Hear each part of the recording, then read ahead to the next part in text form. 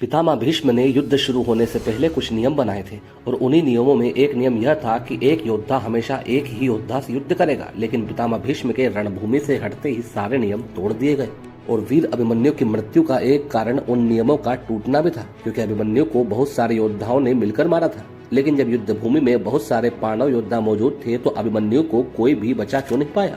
गुरु द्रोण ने युधिष्ठिर को पकड़ने के लिए चक्रव्यूह की रचना की थी, क्योंकि वे जानते थे कि केवल अर्जुन ही चक्रव्यूह को तोड़ सकता है। इसलिए कौरवों ने अर्जुन को षड्यंत्र से युद्ध भूमि से हटा दिया था। पर सारे कौरव योद्धाओं को यह नहीं पता था कि पांडवों में अर्जुन के अलावा भी एक ऐसा योद्धा था जो चक्रव्यूह में आसानी से प्रवेश कर सकता था, और वह कोई और नहीं बल्कि सुभद्रा का वीर पुत्र तथा भगवान श्री कृष्ण का भांजा अभिमन्यु था, जिसने अपनी माता के गर्भ में ही चक्रव्यूह में घुसने की सारी कला सीख ली थी। लेकिन अभिमन्यु चक्रव्यूह में प्रवेश करना तो जानता था, लेकिन चक्रव्यूह से बाहर निकलने का ज्ञान अभिमन्यु को नहीं था, क्योंकि जिस समय अर्जुन सुभद्रा को चक्रव्यूह के बारे में सारी बातें बता रहे थे उस समय अभिमन्यु सुभद्रा के गर्भ में थे और वहीं वे सब बातें सुन रहे थे।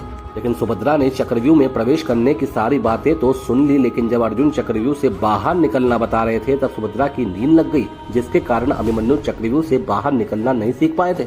और जब गुरु द्रोण ने चक्रव्यूह की रचना की तो युधिष्ठिर बहुत घबरा गए, क्योंकि अर्जुन वहां नहीं थे। तब अपने पिता युधिष्ठिर को परेशान देखकर अभिमन्यु ने चक्रव्यूह में घुसने की बात की और कहा कि मैं इस चक्रव्यूह में आसानी से प्रवेश कर सकता हूँ पर बाहर नहीं निकल सकता। तब युधिष्ठिर ने कहा कि हम सब तुम्हारे पीछे पीछे चलेंगे और तुम्हारे साथ चक्रव्यूह में प्रवेश कर जाएंगे। तब अभिमन्यु उनकी बात सुनकर चक्रव्यूह में प्रवेश कर गए। लेकिन भीम और युधिष्ठिर चक्रव्यूह में प्रवेश नहीं कर पाए। लेकिन ऐसा क्यों हुआ कि भीम जैसा बलवान योद्धा भी चक्रव्यूह में प्रवेश नहीं कर पाया, और इस बात का कारण जानने के लिए हमें पांडवों के वनवास काल की ओर चलना पड़ेगा कि आखिर भीम के किस कर्म के कारण चारों पांडव अभिमन्यु के साथ चक्रव्यूह में प्रवेश नहीं कर पाए। बात उस समय की है जब पांचों पांडव द्रौपदी के साथ वन में रह रहे थे, और एक बार जब पांचों पांडव अन्न जल की व्यवस्था के लिए अपने आश्रम से कई दूर चले गए थे, उसी समय दुर्योधन का जीजा जयद्रथ उनके आश्रम के पास गया और वहाँ उसने द्रौपदी को अकेले देखा। द्रौपदी की सुंदरता को देखकर वह बहुत मोहित हो गया, क्योंकि वास्तव में द्रौपदी बहुत सुंदर थी और जो भी व्यक्ति एक बार द्रौपदी को देख लेता था वह उन पर मोहित हो जाता था। और जब जयद्रथ द्रौपदी के पास गया तब उसकी काम वासना और ज्यादा बढ़ गई थी तथा उसने द्रौपदी से कहा कि तुम्हारा स्थान यह जंगल और यह आश्रम नहीं है, तुम तो राजमहल में रहने वाली रानी हो। इन पांडवों के साथ वन में क्यों भटक रही हो? चलो मेरे साथ चलो, मैं तुम्हें अपने राजमहल में उत्तम सुख प्राप्त करूंगा।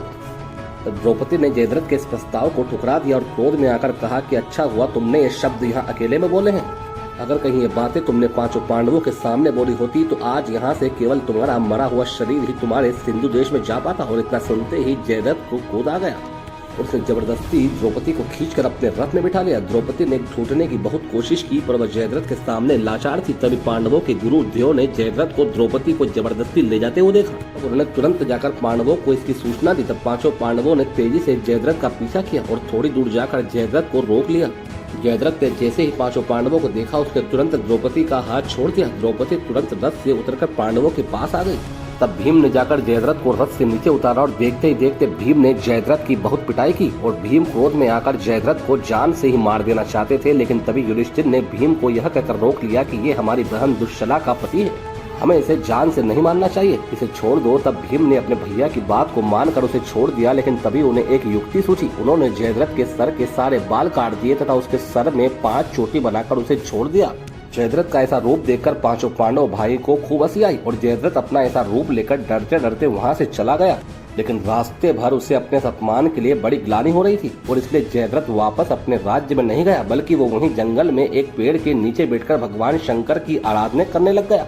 कुछ वर्ष बीतने पर भगवान शंकर जयद्रथ की तपस्या से प्रसन्न होकर उसके पास आए और उससे बोले कि तुम्हें क्या चाहिए। तब जयद्रथ स्वयं भगवान भोलेनाथ को अपने सामने खड़ा देख बहुत प्रसन्न हुआ।